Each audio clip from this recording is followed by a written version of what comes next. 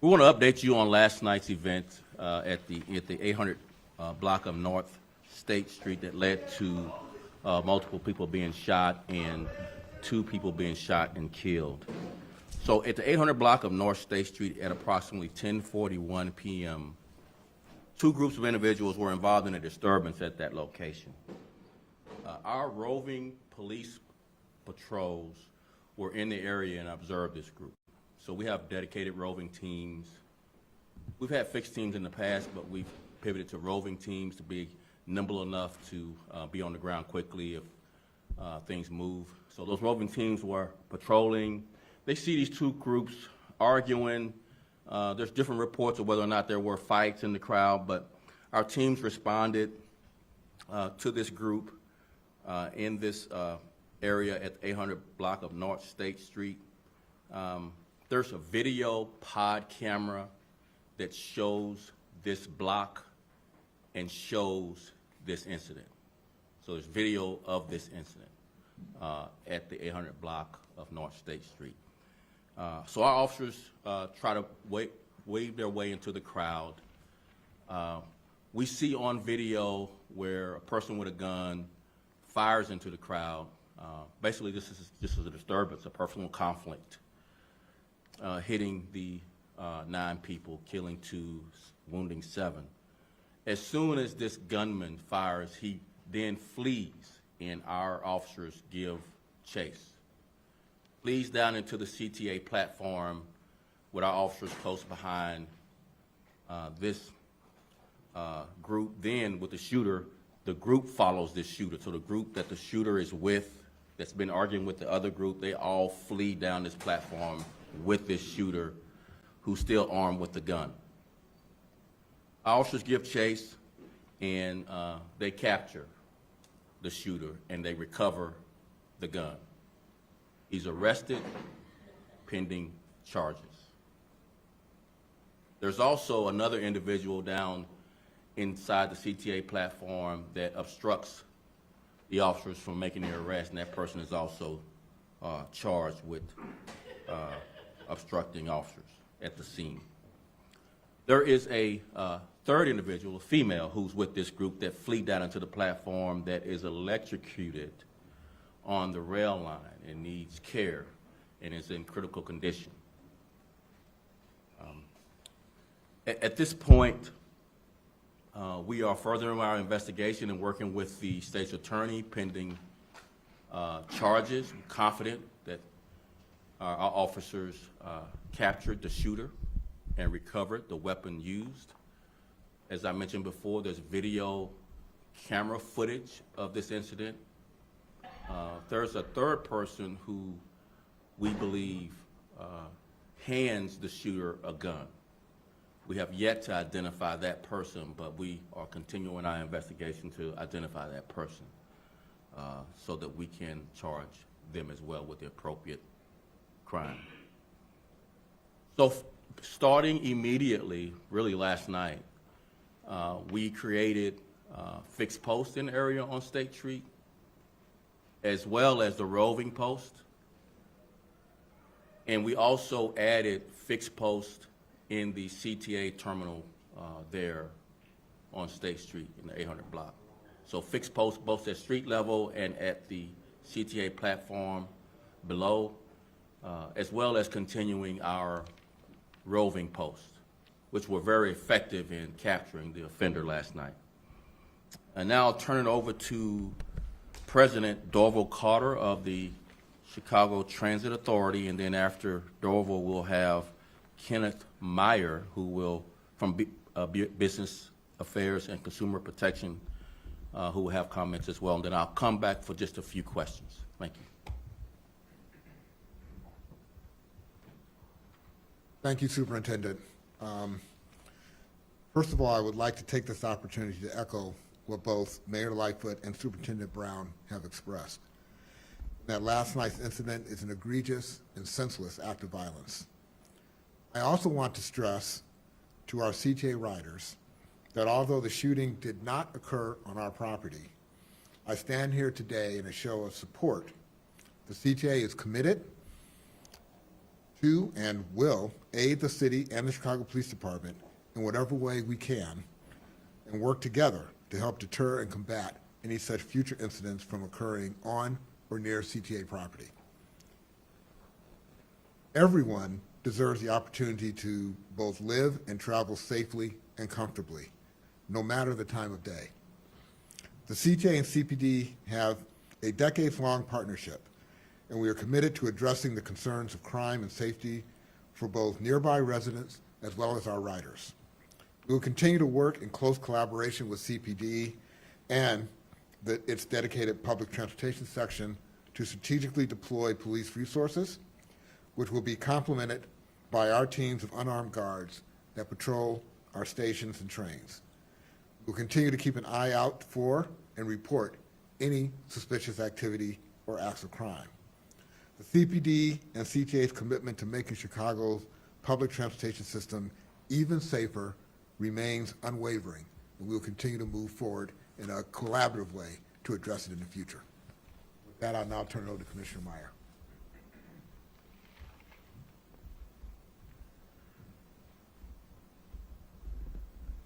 Thank you, CTA President Dorval Carter. Good morning, everyone. Thank you for being here. My name is Ken Meyer, and I'm the Commissioner for the Chicago Department of Business Affairs and Consumer Protection, otherwise known as BACP. The city is committed to the highest level of public safety at our businesses and across the city of Chicago, and to ensure that our businesses are operating legally throughout the city. At BACP, we ensure a fair and vibrant marketplace for businesses, workers, and consumers in the city of Chicago.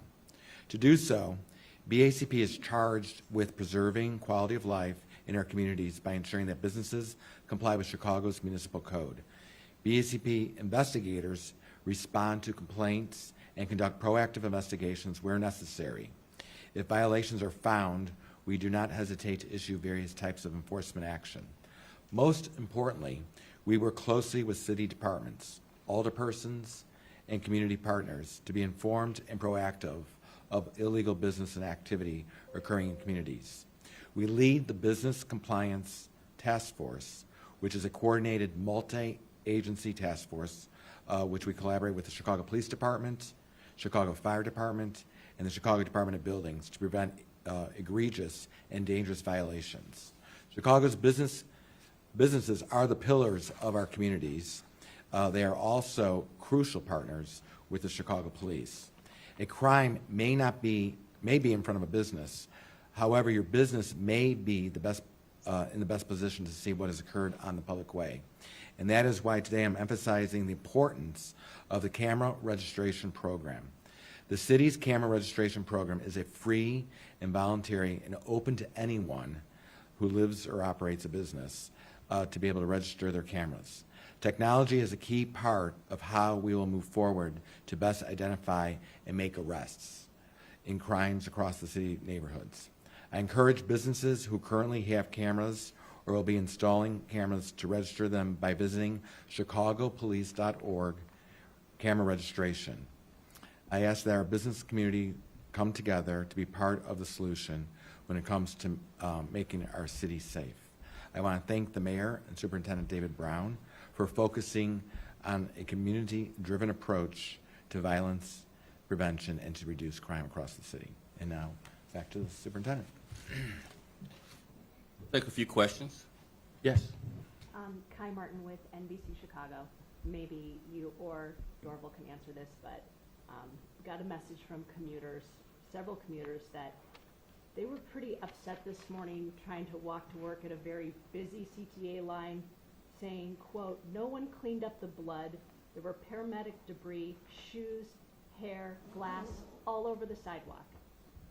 Was there a delay in the cleanup? Was it an overwhelming situation after that? If you guys could address that for commuters. So I'll start, and then I'll have Dorval come in and make whatever comment he'd like. So this is an ongoing crime scene that needs to be processed for evidence. So it's a little premature to have cleanup right after a, multiple person being shot incident. So we need to make sure that we collect all the appropriate evidence that's left at the scene. So what may seem like something that just needs to be cleaned up, may be critical evidence in our case to be able to convict this offender. And I'll have Darvel make whatever comment he'd like. So this person said it was not behind crime scene tape, some of the debris. So regardless, I know you're hearing not firsthand. So again, I would just push back and say this is an ongoing crime scene that needs to be processed. I don't want to go back and forth with a third party. I know you're just reporting what you heard, but that's not accurate. This is if there's blood, that's a crime scene. If there's glass, that's a crime scene. So regardless of what this third party may be suggesting, I would argue we need this crime scene to be processed before it's cleaned up. Thank you. Superintendent, We're going to take one at a time if you don't mind. No, hold on. We're going to have an orderly press conference. We'll answer every question. We'll get to you and we'll give you a follow-up. But Darvel wanted to make a few comments, and then we'll continue with the questions. Thank you very much. Yeah, I mean, I just want to emphasize what the superintendent said. When there's an ongoing investigation taking place, CTA does not start to clean up until the police department is comfortable that they have recovered all the evidence they need for the investigation. I do know that once we get the okay to start to clean, we will clean it.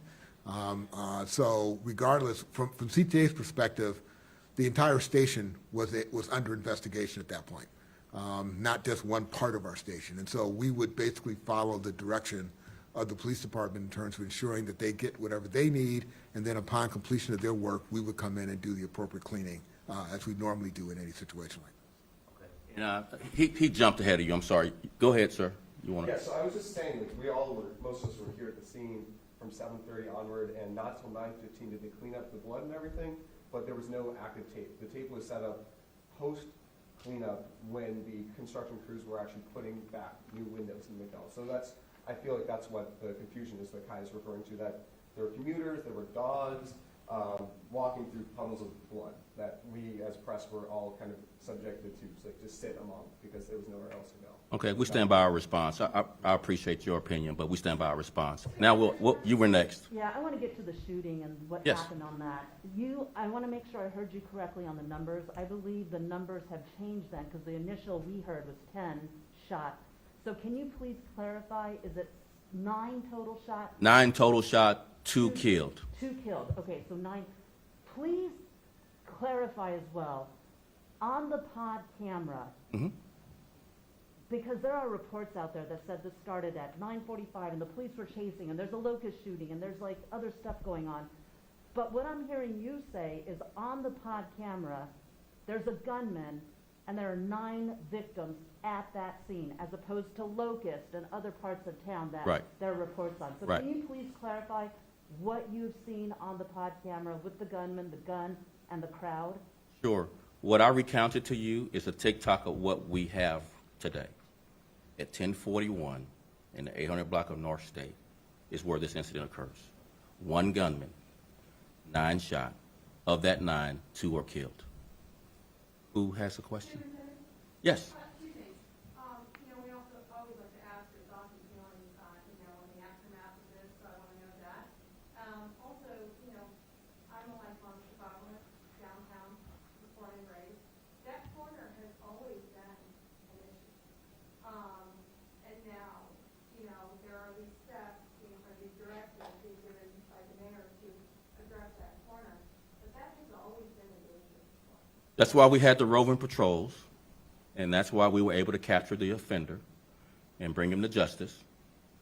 But we're adding even more. We can always do more, but we had roving patrols, thank goodness, and they captured this offender almost immediately as he fled and tried to escape.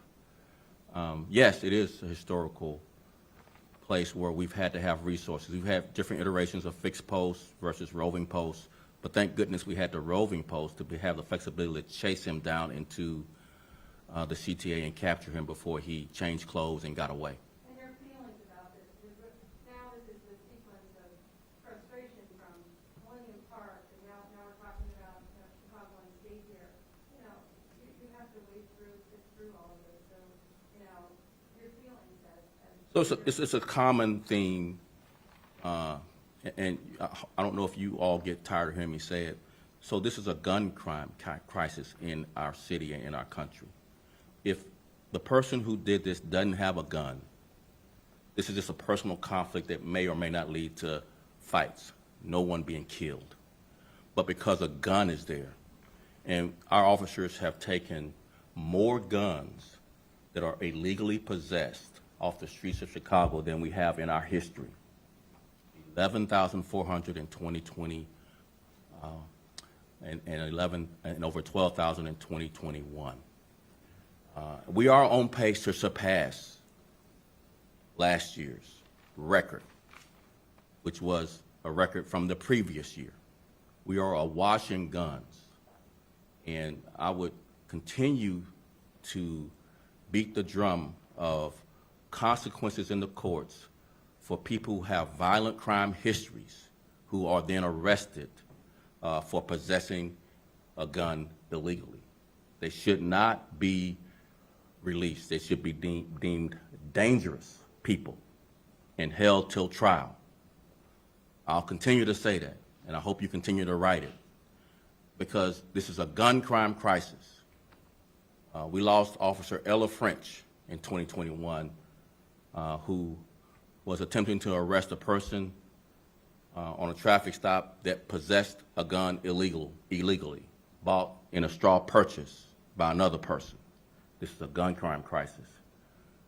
Violent offenders need to be held more accountable for possessing illegal guns than they do right now in our criminal courts by our judges. So if there's not any more questions, got it. You didn't raise your hand. I think he was first, then you, and you'll come back with a follow-up, and then we'll close out unless there's another question. Yes. I just wanted to get your reaction to what Alderman Riley wrote on Twitter this morning, in part in reaction to the mayor's statement, but also mentions you.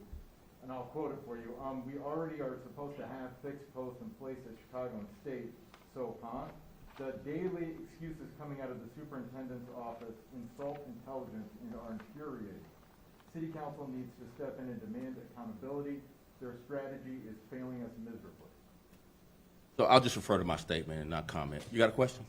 How old was the gunman who was apprehended, and do you know what was? We usually fight that occurred? excuse me, second part, what was your second part? What was the fight about? We don't know what the fight was about. It's senseless that a fight led to 9 people being shot. We'll release more information as far as age and name after this offender is charged. So no Yes. motive at this point? So she was next. I'll come back to you for a third round, but she was next. She hadn't had a first round. Yes. I have a question actually for CTA and VHCP. President Carter, you first. If you don't mind speaking.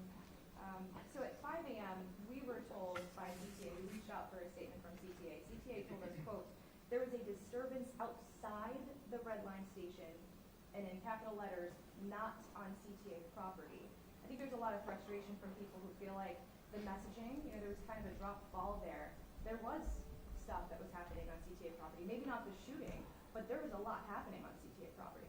Well, a couple of things. One, recognize that we were all trying to understand the facts of what happened part of this investigation. Even Superintendent Brown and myself were getting updated on the facts, which were, as even you all have admitted, somewhat confusing at the time that it was unfolding. What we did know was that the shooting occurred off of CTA property. And that's what we were responding to in our statement and clarifying that it wasn't a CTA shooting. As we got additional information about what happened, we became aware of the fact that the crowd had, as Superintendent Brown indicated, come into our station, and unfortunately another young woman was hurt. But thankfully they caught and arrested the gunman and recovered the gun. So as with any incident that occurs over time, you get clarity around what occurred, and as we got more information, we certainly conveyed it. Do you think more could have been done in terms of messaging, though, just to let people know as arrests were happening? Well, I think we did a good job of telling you what we knew as soon as we understood and knew it. What we knew at the time that we issued the initial statement, and that was accurate, is that the shooting occurred off of CTA property. And the rest of it, as we got better information and clarity about what happened, we provided additional information. I also need to point out, and the Superintendent would agree with me here, the CPD is the primary source of information regarding the criminal incident. While CTA is happy to provide our perspective on what may have happened on our system, we always defer to CPD in terms of what they believe are the facts and what ultimately they determine are appropriate for release to the public. Mr. Meyer, I have a question. Superintendent? One question for you. What specifically is VACP Sure. We will, once the superintendents and the police department finish up with their review of the crime scene, then we will go in, check on the licensing of the McDonald's. We'll work with the Department of Buildings and just see if there's anything that we can hold the business accountable to. At the same time, I will also partner up with some of the other anchors on that particular block. I mean, obviously, we have the cathedral there. We have San Xavier Ward directly behind elementary school or school. We have the Loyola University Water Tower campus is immediately behind it. Brand new Whole Foods, kitty corner, some great new restaurants or some good, well-known restaurants within a block, along with residents in the community. You know, I think it'd be, I won't want to be very reactive and say, here's exactly what I'm going to do at the McDonald's, because there is a lot, just by the institutions I just listed off, there is a lot of probably need for a McDonald's, particularly in this kind of post-economic recovery, where frankly it's frequently hard for folks who are working, particularly the overnight shift. Remember, we have the entire medical campus just east with the Children's Memorial Hospital, with Shirley Ryan Rehab, the entire Northwestern hospital system. Those are big institutions in Chicago that work 24/7, much like your industry. And I would not want, you know, if someone wants a burger at 2 a.m. at the nurse's station or the doctor going into surgery in the middle of the night, I would not want them to prevent, you know, being able to get something. So we'll just continue to investigate that. Commissioner, can you address what you're talking of? The mayor's statement here in her second point says your department is working on additional measures needed to be taken to address longstanding concerns. That work has already begun. So what is she talking about there? I think what I just explained, that I'm reaching out to the partners in that area, the ones I just listed, and to see what further can we do in terms of the licensure and other businesses on that particular avenue. So you're talking about business licenses? and That's getting my diplomas with jurisdiction. that? Can you explain that a little bit more? I think that. We'll look at hours of operation. We'll look to make sure that the licensing is compliant with regulations, and just some sort of other things that we can look at within my jurisdiction. So hold on just a second. You guys are going to keep us here for hours. We do have real work to do. This is part of our work, but we can't take like 5-6 rounds. So there's reporters that hadn't had a question. I want to get to them first, and then I'll come back to some of you for a final round. Okay? So you hadn't had a question. You had your hand up. Go ahead. Yesterday was the first day that the Millennium Park curfew was put into place. Was there any indication that the Millennium Park closure had moved the gathering place of teenagers? No, I think the reporter over here said it best. It's been a long-standing gathering point for young people. It's not because of anything related to Millennium Park, new curfew, new requirement for, be accompanied by an adult. So it's long-standing, not react. So we got, hang on, just a second. The gun was recovered. You've had more than enough questions. I don't want to be rude, but I know, but we cannot stand here and just it be your talk show, okay? So go ahead and do a quick one, and then we'll come back to you. Just trying to do my job. It sounded like there were police officers in that room when those shots were fired. No, they were responding to that initial verbal conflict. They were responding before they got there, and then there was some movement of the group. They left and came back. There was several iterations. Yeah, but as the offender tried to flee, we pursued. He's in custody, pending charges. Last question, sir. Again, I get 2 in a week. That's quite an honor. So You got 3? no, 2 earlier this week. I got last question as well. So Okay, great. I'm trying to keep it light here. Great, thank you. Yeah. So we're last night's security checkpoints in Millennium Park to keep on the company youths out and taking away, or was that taking away police resources from other parts of downtown? And if not, how does the department plan to ensure policing in the park won't affect the other areas? As we have discussed several times in previous briefings about police resources scaling up for the summer, extra resources from the non-patrol bureaus were sent to not only downtown, but to all the areas throughout, all the 5 areas throughout the city. So these extra resources were utilized for both Millennium Park and for the roving patrols downtown on State Street and other areas downtown. So there's extra patrol officers that are available from all of the non-patrol bureaus within the Chicago Police Department. Thank you all so very much. I appreciate it.